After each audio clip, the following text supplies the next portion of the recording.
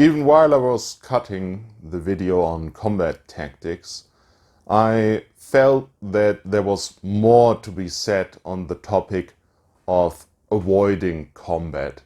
Why and how to win without combat. And it was requested in the comments of that video. So today I want to talk about how to win without fighting.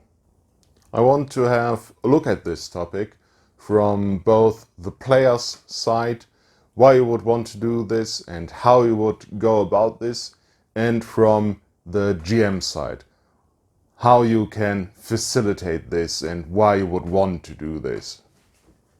Let's start with the players. Why would you want to do this? Why would you even want to avoid combat? Combat is fun, isn't it? It's a fun part of the game. That's true, or at least it can be true. But still, even in a game where combat is pretty forgiving, like in D&D 5e, it is a drain on your resources. You're using up spell slots, you're using up hit dice to regain your lost hit points, you're using up time you're not spending on reaching your actual goal. And in games other than 5e, combat can be really dangerous and a real drain on your resources. So you should have plenty of motivation to avoid combat and only engage your enemies, only go fighting when you really need to. And then combat also becomes more special. You're not doing it once or twice every gaming session, but only occasional, and then it's a special occasion. It's a climactic, exciting event in your game. To win without fighting, we first have to define what winning actually means. It usually doesn't mean to defeat all of your enemies, at least not in combat. Winning means that you reach your characters, your group's goals, you reach your objectives. And depending on your objective, depending on your goals, most of the time they don't involve beating someone in combat. That's a very specific goal to have. And even if your goal is to defeat someone, to kill someone even, it doesn't necessarily have to be in combat. You only need to beat someone in combat if it's like a duel of honor, if it's a tourney, if it's some kind of martial arts tournament or something.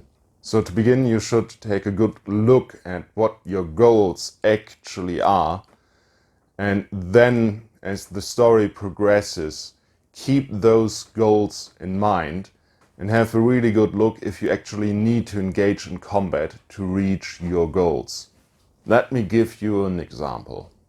The end goal of your campaign is to throw over a tyrant, a mad sorcerer king, or something along that line.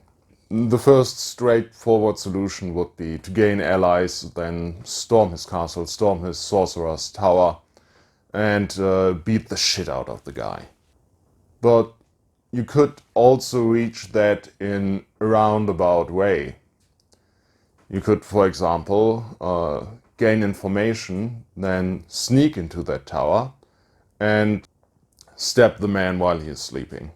That's not a fight, if you ask me. You could also take him prisoner and then let the people decide what they want to do with the tyrant.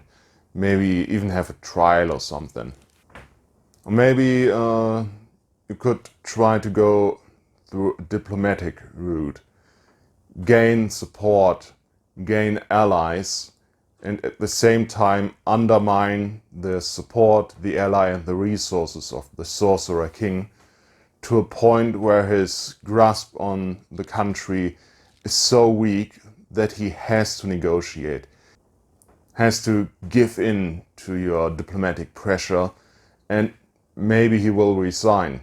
And if not, you'll have gathered allies and information and undermined his allies and information. So now you're in a way better position to storm the castle or sneak in at night. Another example would be you get ambushed on the road by bandits. Now you could fight your way through, you could even kill all of the bandits, wipe them out, take all of their treasure. But your actual objective is to pass through the area without wasting a lot of resources, without wasting a lot of time, and certainly without getting injured or die. So maybe even in the situation where you get ambushed by bandits, you try diplomacy. Try to reason with them, try to talk to them. Tell them that you have a mighty, powerful wizard and maybe let him show a bit of magic.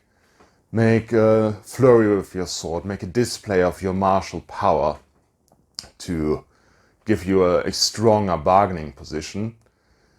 And the bandits usually are not out to kill you. They want to make a profit. They want some gold, some clothes, some food. And they don't necessarily want to fight with you. On the contrary, fighting is dangerous for them as well. So now you can make a bargain. Maybe they just let you pass, better luck next time, or maybe you give them something. Give them a bit of gold for letting you pass.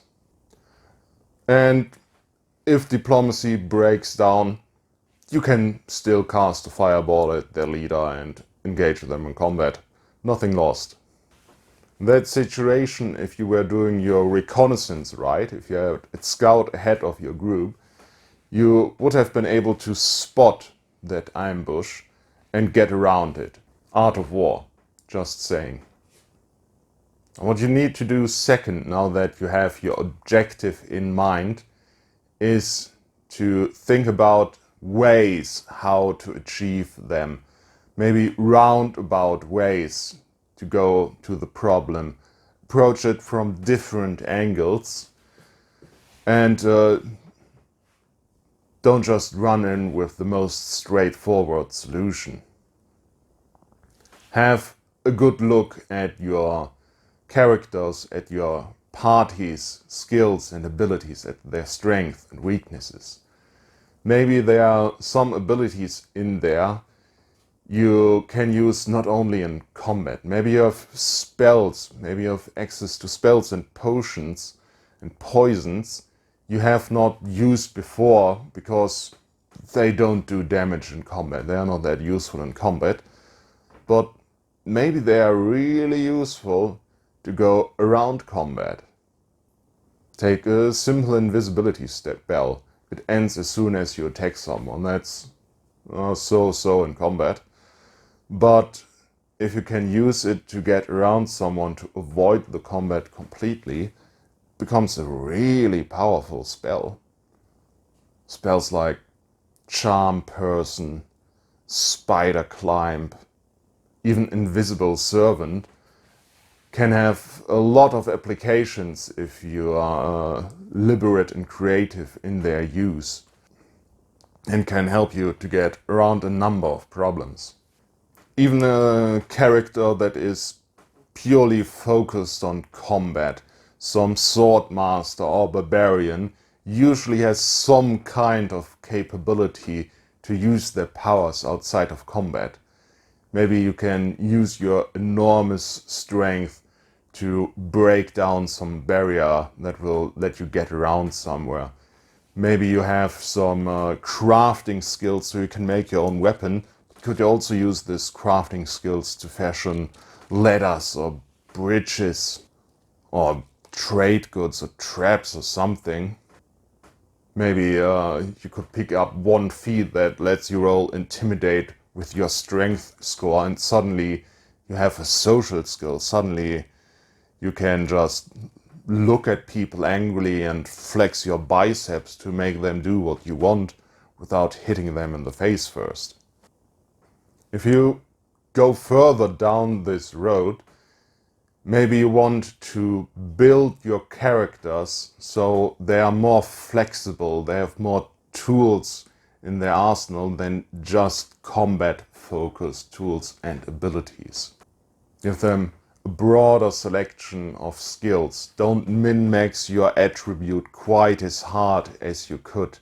Give them skills and abilities that have no use in combat but are really useful outside of combat. Like climbing, swimming, maybe even cooking, alchemy.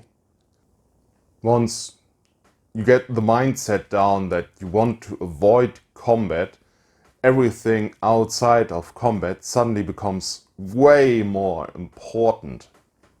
And you will find that you will spend more time on those things, those non-combat activities in the game, and you will do more checks and more rolls on these non-combat abilities, to a point where it may even feel that you are wasting your points if you put them into combat abilities. Though, in my experience in a fantasy game, it's always good to have some combat ability, at least when things do not go according to plan and you have to fight to survive. Let me give you an example from Shadowrun, from one of my last Shadowrun characters. Shadowrun, if you don't know, is a fantasy cyberpunk mixture, and you usually play a team of thieves, of undercover agents, of mercenaries that do some kind of heist job, of the so-called Shadowrunners. My character for that game was basically a street samurai. Had like boosted reflexes, could really shoot an assault rifle, had a cybernetic arm, could punch a hole in a metal door. But I didn't min-max that completely. That character was capable in a fight, but there could have been more points put into fighting. Certainly. But instead, I put those points into stealth.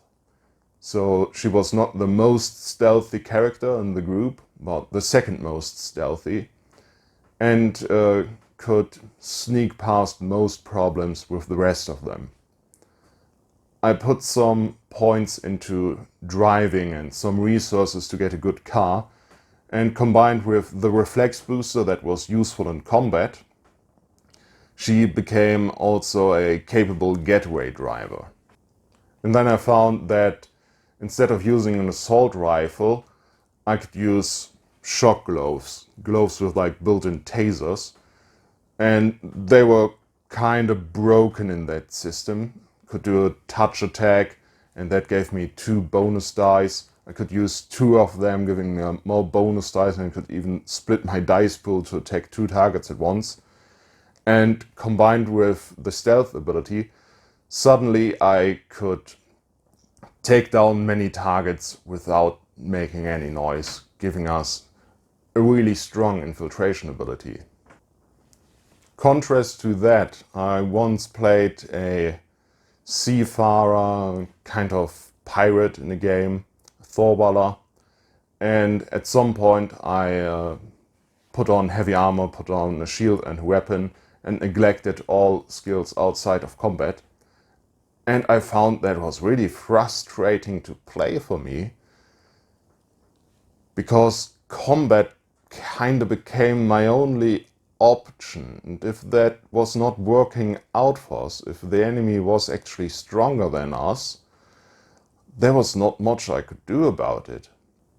So I went back with that character and I got rid of the heavy armor, and I put some more points into my social and sneaking abilities, so I had more options in case combat was getting us nowhere. I really like to have flexible characters that give me a lot of options to approach a problem. I like to play rogues, I like to play wizards. And even if I play a straight up warrior, I try to put some crafting skills in there, or some social ability, or make it a hybrid character with a rogue or wizard. So I have the flexibility to approach a problem from many angles and find the optimal solution.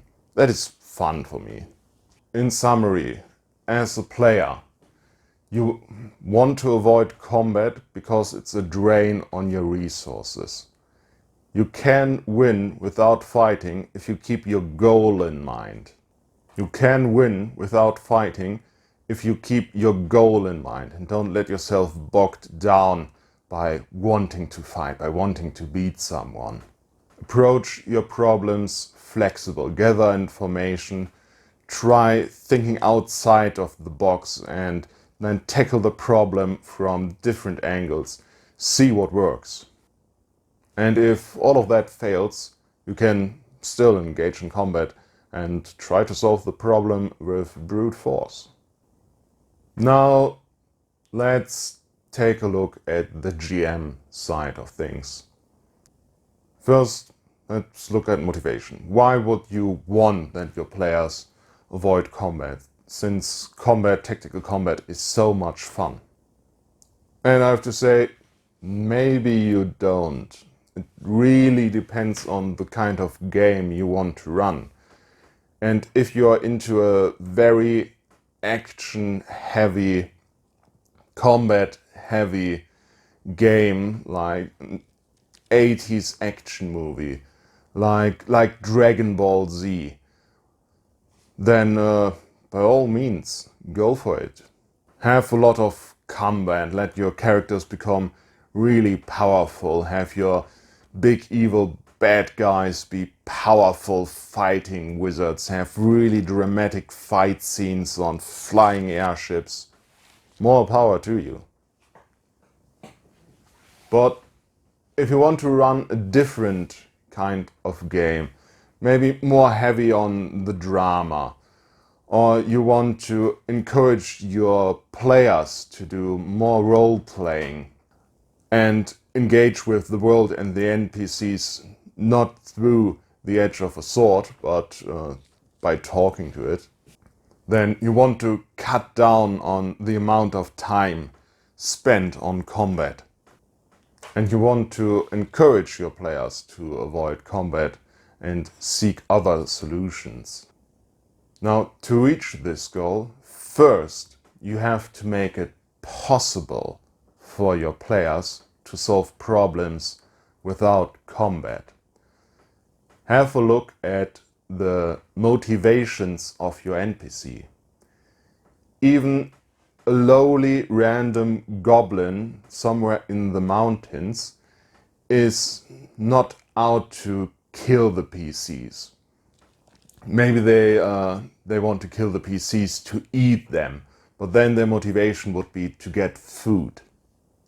And then instead of describing there's a band of starved goblins rushing you from the rocks ahead, roll initiative, you could describe the approaching starved ragged goblins, salvia already running down their mouth, and then ask the players what they want to do. And maybe your players will surprise you, and instead of fighting the goblins, they will offer them food, so the goblins will let them pass. Just last Sunday, the Dark Eye group was traversing through a ragged mountain path, and they knew there were goblins about, so they were careful. But then they came onto a ramshackle, rotten bridge over a deep chasm, and they had difficulties crossing that, and after a few of them had crossed, the bridge broke, and luckily they had secured themselves with ropes. But at some point, half of the group was on one side of the chasm, the other half was on the other side of the chasm. That was when the goblins showed up.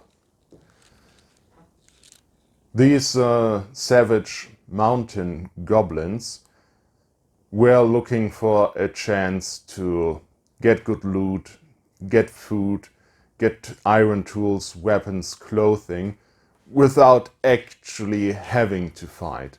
Goblins are not very brave, so they were waiting for a chance to steal those items, or if the characters were in dire straits, to overwhelm them quickly without a real fight. So now that the group was splitting up, the goblins were seeing their chance to overwhelm a part of the group and then get away with the loot. But when the PCs spotted them, the goblins were still hesitating, because the best fighters were still on the side the goblins were on. The goblins didn't really want to engage them. So my players were discussing for a bit what to do about the goblins. Maybe just run at them, weapons drawn, scream at them, try to frighten them away. And that might actually have worked. They tried speaking to them, but the goblins didn't speak the PC's language, but only Goblin, and none of the PCs spoke Goblin, so that didn't work out. But in the end, one of the PCs took a few iron tools, like a hatchet and a pickaxe, carefully walked onto the goblins and laid those down on the ground and gifted those to the goblins. Because these savage mountain goblins can't really produce iron onto their own, these iron tools were already a pretty good loot for them, pretty good price. So they quickly grabbed those and made off with those iron tools. So I think what I did there was that I applied what I was talking about to the players at the beginning of the videos. I applied that for my NPCs. My NPC goblins took their goal, their objective, kept it in mind, get some good loot, and then tried to achieve it without getting into combat. Achieve it with the least amount of effort, if you will so. And by keeping that in mind, my players had the opportunity to avoid combat and reach their objective, which was getting through that mountain pass without wasting a huge amount of resources and risk getting injured and killed in needless combat. So GMs, you have to make it possible to avoid combat. If you are a GM that prepares a lot, that prepares encounters, maps and situations, then keep in mind that there should be other solutions than combat, like diplomacy, sneaking around, and a third option. And plan that in there. And then maybe when the players are discussing what they want to do, maybe point out that there are these options, these obvious options they have. If you're a GM that is not preparing a lot, just keep in mind what the motivations of your NPCs actually is, and that not every situation has to result in combat. Keep an open mind for other solutions. Take the ideas your players are offering you, these creative problem-solving solutions, and run with them, instead of crying, "There's a goblin, roll initiative." You should make combat dangerous, so your players don't actually want to fight all the time. If they feel there's a good chance that their characters will get bodily harm, maybe will even die, if there's a good chance they have to waste precious resources, lots of gold on potions, if there's a chance that their armor will break, that their weapons will break, they will naturally try to avoid these dangerous situations and only go into fights if they really have to. Or at least if your players are mildly intelligent and the group has wiped a few more times, and maybe you hint at them that fighting that dragon head on might not be the best idea ever, they should get the idea. And once that mindset is in the player's head that they are not gaining anything by fighting, then they will think of these ways how to avoid the fighting, maybe ways you haven't thought about at all.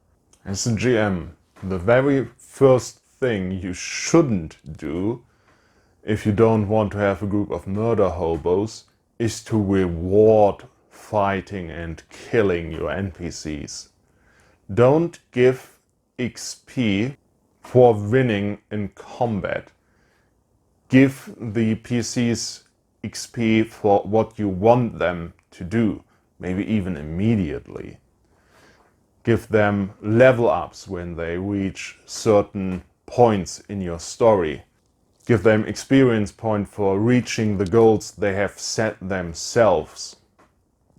Give them experience points for the people they save, or for the treasure they find. The material reward as well, the loot you get from the mobs, the weapons, armor and gold they might have, don't make them worth the effort. The armor will most likely not fit, and after the combat it is likely broken. Many people will not carry a lot of gold into a combat situation. They will rather leave it at home, or they have spent it on women and booze already. Or if you're using monsters, they don't have any equipment anyhow. And as long as you're not playing a game of Monster Hunter where the PCs can make the skin and the teeth of your monsters into weapons and armor, there's not much to gain in fighting and killing monsters. Lastly, you have to give your players a bit of leeway when they are failing rolls outside of combat that might lead to combat. I mean, in combat it's kind of built into the system. If you miss an attack, you don't lose the combat outright. You can try again next round. You can try again and again as long as you have hit points. In other situations, in stealth situations, when sneaking around, when you're trying to talk your way past guards, in diplomacy, this system is usually not built into the rules. But you as a GM can work around that. Don't let your players fail the entire approach just because they botch one roll. Give them the chance to make up for that. Maybe adjust their plan, put in a bit more effort. Let me give you an example.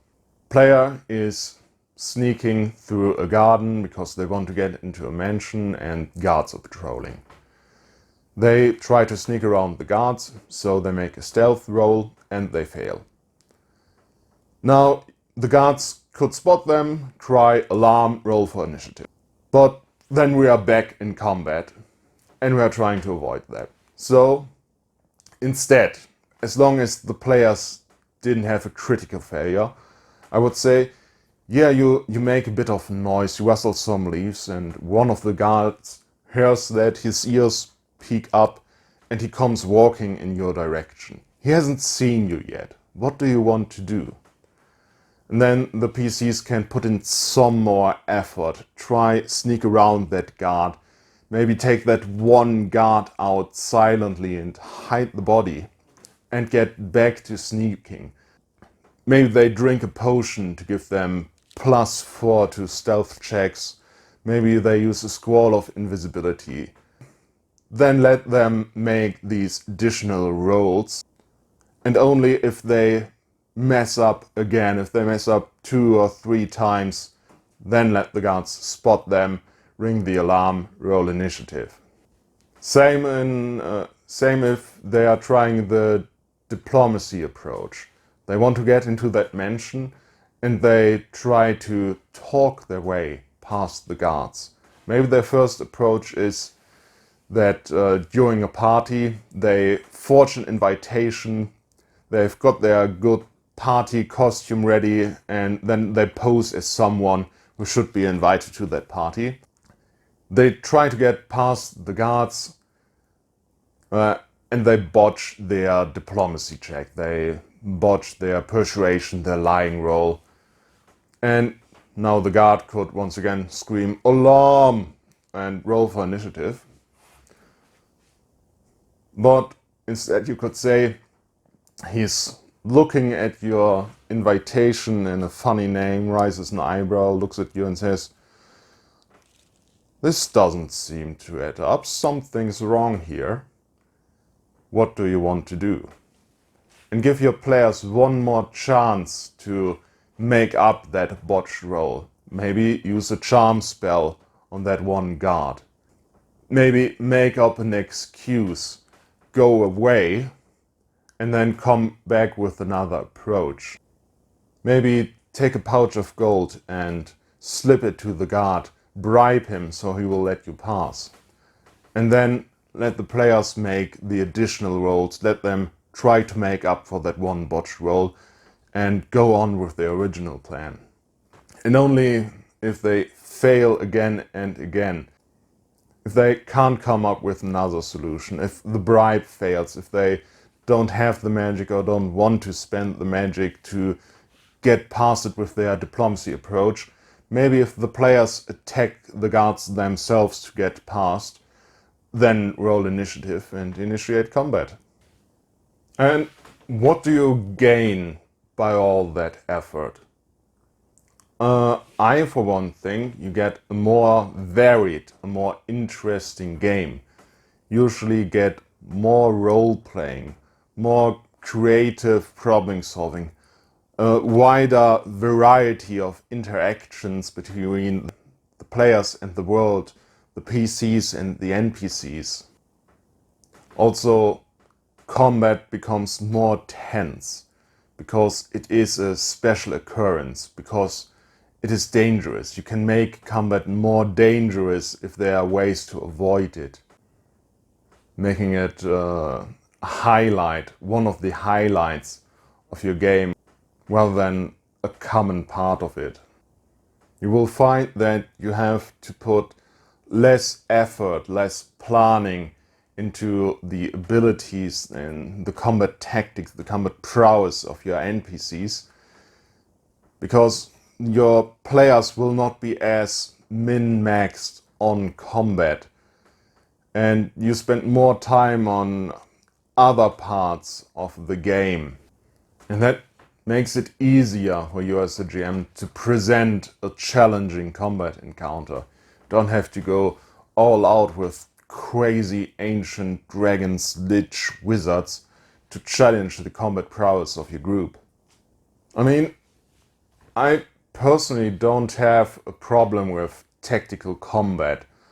I actually like it, but in my mind, as soon as we go to tactical combat, maybe with miniatures, we are not playing to the strength of a role-playing game.